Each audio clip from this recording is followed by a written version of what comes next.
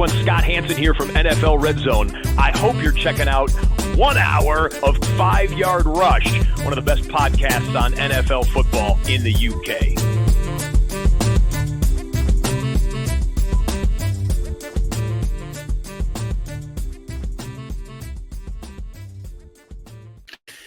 Rush Nation, here we are, final pod of the week. I've just come off the Patreon cast where I record a really in-depth strategy pod every couple of weeks for the Patreons, talking about how you can win your league, some really advanced analytics and stats to really talk about how we can dive in and find opportunities for roles, what roles we value, which handcuffs to pick up, who are potentially really good buy low and sell high candidates. And so I'm going to do some of that in this show, but I would urge all of you to join our Patreon. You can join for as little as just $1 a month, which is nothing, and get access to the Patreon cast. So make the most of that. Head over to patreon.com/5 Yard Rush and make the most of this. This is going to be a really short and breezy pod just to give you some buy lows and sell low and sell high candidates. What I will also say, and I'll preface this, is I've literally just got the notification now that Nico Collins is coming off IR and he will play this weekend.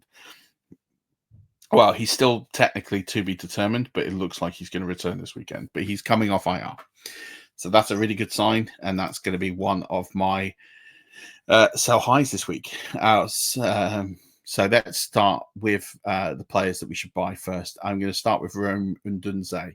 So I still think Jim Moore is potentially a play this week. If he is not a play this week, as in he doesn't perform, and it all goes to Rome Odunze, I think the window closes really quickly. So I think you can spin the narrative of it's not all there for Odunze just yet because he's only scored 23.4 fantasy points over the last 2 weeks, which is a nice average, but it's not elite performance. But he is getting more targets per route run. He is getting more targets. He's getting more volume. He's getting a huge air dot, 20.8 yards per reception last week. I mean, it's massive. He's also got a really good schedule coming in. So I think that the buy low window on Rome Odunze is going to shut very, very, very quickly.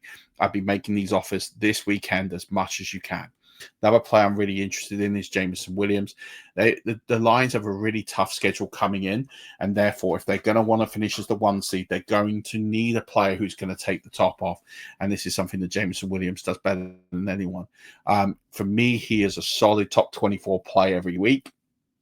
I do think he's got that unique, really high ceiling of putting in a good performance every week. So he is a player I'm looking at rest of the season and thinking about how can I turn losses into victories. Who are those high ceiling players? Jameson Williams fits that bill. I'm also really intrigued in Jake Ferguson as well. He's another player I'm really intrigued to buy.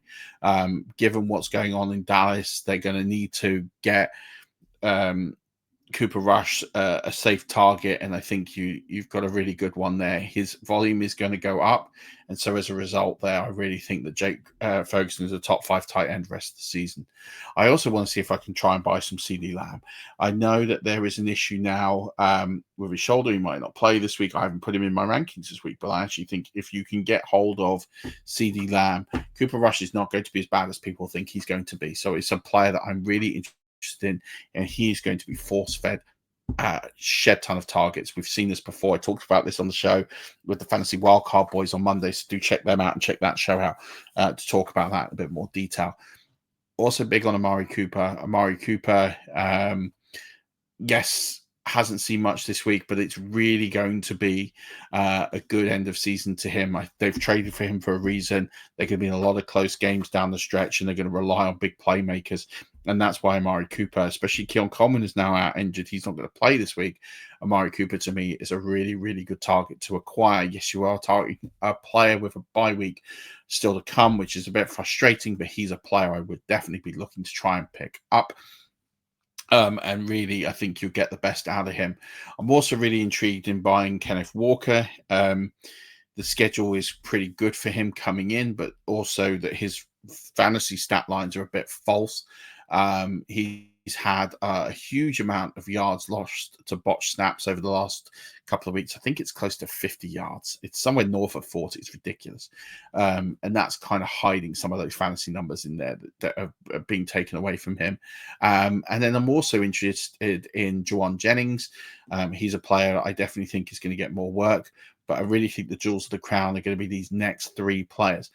Tyrone Tracy, I think, is going to be huge. I think he's got a really good schedule coming in. He's actually going to be someone who's going to be really valuable. They're going to use him.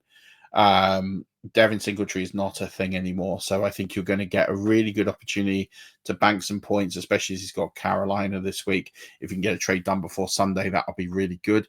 Breece Hall, I think, is someone who is underachieving. I talked on the Patreon cast that his expected fantasy points and his actual fantasy points aren't quite aligning, and that will regress back to the mean. And I actually think it's something that is coming his way. That role is highly valuable.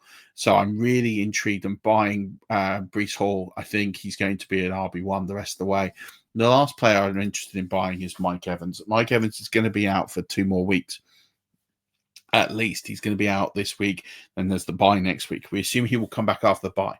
His schedule coming in is easily attainable for him to reach that 1,000 yards, and they're going to force feed the targets to keep that record going, especially with no Chris Godwin. So I actually think if you can get somebody who is on the cusp of not making the playoffs and you are a contender and you can buy Mike Evans, now is a good time to go and do that. I think down the stretch he is a league winner to try and make that move. Players I'm selling: Jackson Smith and Jigba. All day long, he's got an artificially high expected fantasy points rate. He's 7th in all offensive flex players, which is just stupid. He's benefited from injuries all season. He had a huge week last week. It's not going to be that good again. You can sell him and fade him as quickly as possible. Tank Dell, I've already mentioned the fact that Nico Collins is designated to return from IR. It's going to get better for Tank Dell. It's going to get better for Nico Collins. It's not going to get any better for Tank Dell. Tank Dell is a player I'd be looking to ship out absolutely everywhere if I can. He's going back to being a low-end wide receiver 2, maybe even lower than that. So he's a player I'd be looking to get out of pretty quickly. And then for me, J.K. Dobbins, I'd be looking to try and flip him. I'm worried about the touch rate. I'm worried about how many touches he has had as a player. I'd be looking to get out of the J.K. Dobbins business fairly quickly. I'm worried there's an injury down the road that is coming, and I don't like to sort of prophesize injuries. I've unfortunately done that in the past, but this is one I am concerned about. And I think if I can get a Tyrone Tracy and Mike Evans for J.K. Dobbins, that's a deal I'd be looking to do. That nice 2-for-1, get some additional fantasy points into my lineup and find a way to do that. Another one I'd be looking to ship, maybe is DeAndre Hopkins. I think he actually has a decent fantasy schedule for the fantasy playoffs, but the rest of the regular season is pretty horrific. So I want to get out of that business as quickly as possible. It's another player I'd be looking to ship. And is Kyle Pitts. Kyle Pitts' rest of the season schedule is horrific, and I can't see where the high ceiling play is going to occur for him. So he is another player.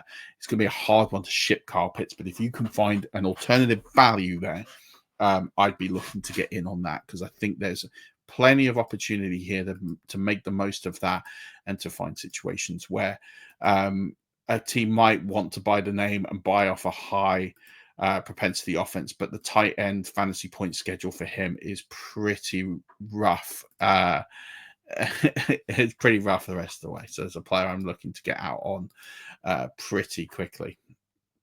That's going to do it for this one. Thank you so much for all the watches, everything. Please do us a favor. Can you like? Can you subscribe? Can you write some comments? Can you help us build the reach? We're out here putting a lot of work into this. It's been a good lot of fun over the last 10 weeks. We've still got 8 weeks to go after this one. So I'm looking forward to helping you win as many ships as possible. Back next week, we'll bring some more content. We're getting into the heart of November now, and meaningful fantasy football and meaningful football. So stay tuned for everything we've got coming on 5 Yard Rush, and we're looking forward to bringing more for you. But until then, Rush Nation, have a fabulous weekend. Good luck in week 10. And don't forget, as always, keep rushing.